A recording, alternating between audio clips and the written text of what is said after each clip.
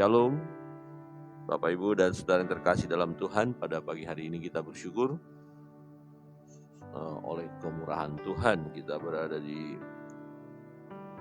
bulan Oktober ya, masuk minggu kedua.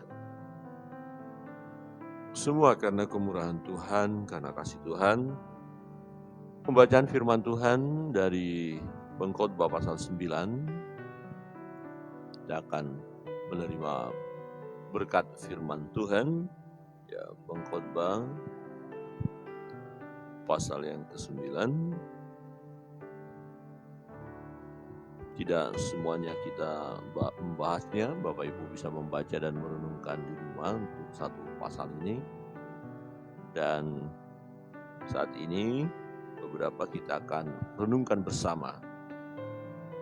Di ayat 1 ya sampai di ayat yang ke-6 akan coba melihat kebenaran firman Tuhan ini.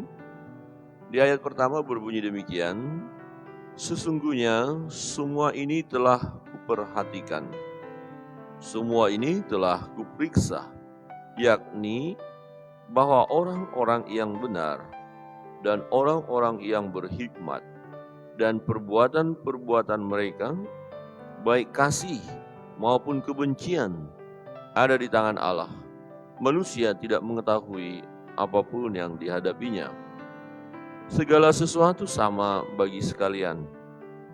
Nasib orang sama, baik orang yang benar maupun orang fasik, orang yang baik maupun orang yang jahat, orang yang tahir maupun orang yang najis, orang yang mempersembahkan korban maupun yang tidak mempersembahkan korban.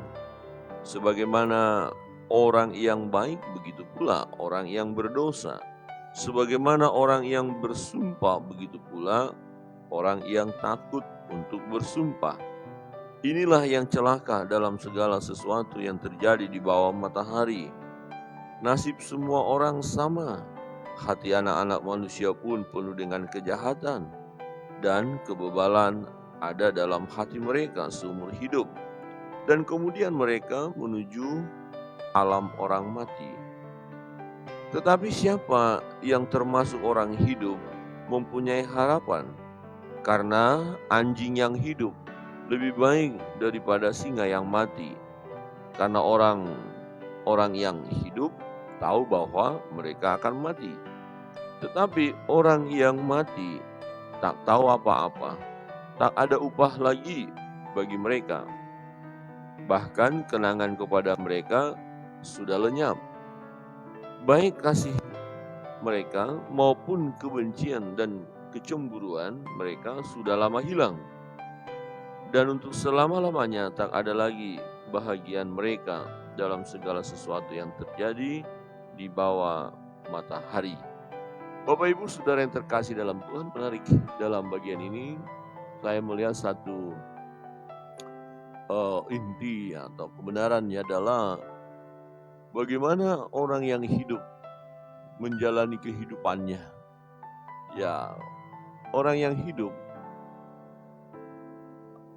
dia sadar, dia tahu dan mestinya harus sadar bahwa dia akan mati. Persoalannya bukan pada kematian, karena kematian tidak bisa terhindar dari orang yang hidup.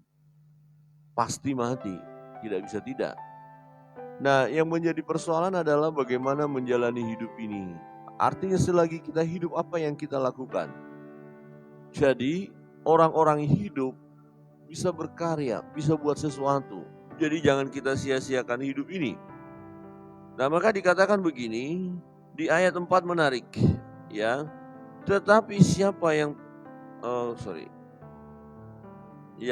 ayat 4, tetapi siapa yang termasuk orang hidup mempunyai harapan. Karena anjing yang hidup lebih baik daripada singa yang mati. Apa artinya Bapak Ibu Saudara yang terkasih dalam Tuhan? Diperbandingkan antara anjing dan singa. Anjing gak ada apa-apanya dibandingkan dengan singa.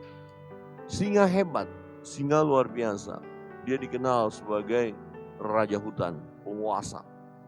Kegagahannya, ya gagah, mantap, hebat. Anjing gak ada apa-apa. Sebutan anjing itu tidak ada apa-apanya. Melecehkan, menghina. Ya, kalau ada orang bilang anjing kau, itu berarti sudah dilecehkan ya. Dihina, dianggap tidak ada apa-apanya. Najis, kira-kira begitu. Anjing kau, begitu. Tetapi ayat ini berkata, anjing jauh lebih hebat, lebih berharga, lebih berguna, yang dibandingkan dengan singa. Nah, jangan titik dulu, koma dulu ya. Singa yang bagaimana? Singa yang mati. Ya, jadi anjing nggak ada apa-apanya tapi hidup. Dia bisa buat sesuatu. Dia bisa menggonggong. Ya, dia bisa menyenangkan tuannya. Ya, dia bisa menghibur. Ya, anjing yang nggak ada apa-apanya dibandingkan dengan singa. Karena anjing ini hidup, anjing ini berguna. Ya, anjing ini bermanfaat. Anjing ini dapat bersuara, dapat menggonggong, bahkan dapat juga menggigit. Ya, jadi sangat bermanfaat dia. Dia berguna, lebih hebat. Ya, karena anjing yang hidup lebih baik daripada singa yang mati. Di satu sisi ada singa, dikenal hebat singa ini, luar biasa. Tapi persoalannya dia mati. Apa artinya? Mati nggak bisa buat apa-apa, nggak berguna, nggak ada manfaat. Kalau singa itu misalnya baru mati, ya tinggal nunggu waktu, akan membusuk dan lenyap. Hebat sih singa, ditakuti, ya luar biasa. Tetapi itu terjadi ketika dia hidup. Kalau sudah mati nggak ada apa-apanya. Nah, bagaimana dengan kehidupan kita manusia? Ayat 5 dikatakan karena orang-orang yang hidup tahu bahwa mereka akan mati. Apa maksudnya sih? Kok mesti harus ada ayat ini ya? Jangan-jangan ini peringatan lah ya untuk orang yang hidup ya. Hei kamu yang hidup, sadar dong. Sadar apa Pak? Kamu akan mati. Coba lihat kiri kanan dan katakan sadar dong. Kamu akan mati.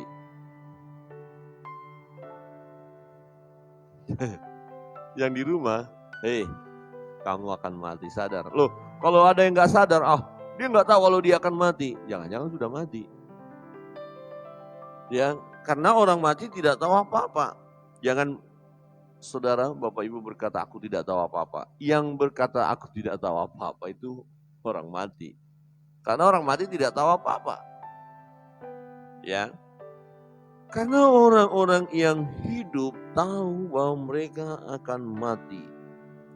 Apa artinya bagi kita kalau kita tahu bahwa kita akan mati?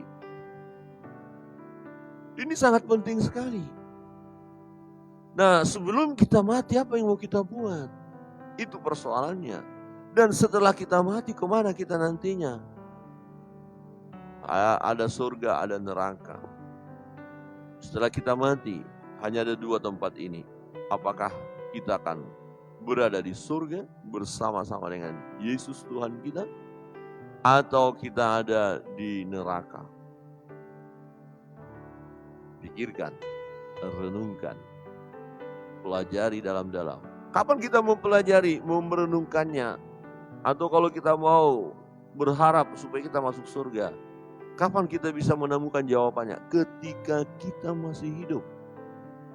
Ketika saudara masih hidup, pikirkan ini baik-baik. Saudara akan mati. Kalau sudah mati, kemana nantinya? Alkitab berkata, ya barang siapa yang percaya kepada Yesus Tuhan, ya yang menerima Yesus sebagai Tuhan dan Juru Selamatnya secara pribadi, ya dia tidak akan masuk neraka, tetapi dia akan masuk surga. Karena begitu besar kasih Allah akan dunia ini sehingga ia mengaruniakan putranya yang tunggal supaya setiap orang yang percaya kepadanya tidak binasa melainkan peroleh hidup yang kekal. Dan setiap orang yang percaya kepadanya diberinya kuasa untuk menjadi anak-anak Allah. Yang sudah percaya pindah dari maut kepada hidup. Jelas sekali. Ya, tidak akan dihukum. Yesus berkata, di mana aku berada, kamu pun berada. Kita akan bersama-sama dengan Tuhan. Nah, hal ini kita tahu ketika kita masih hidup.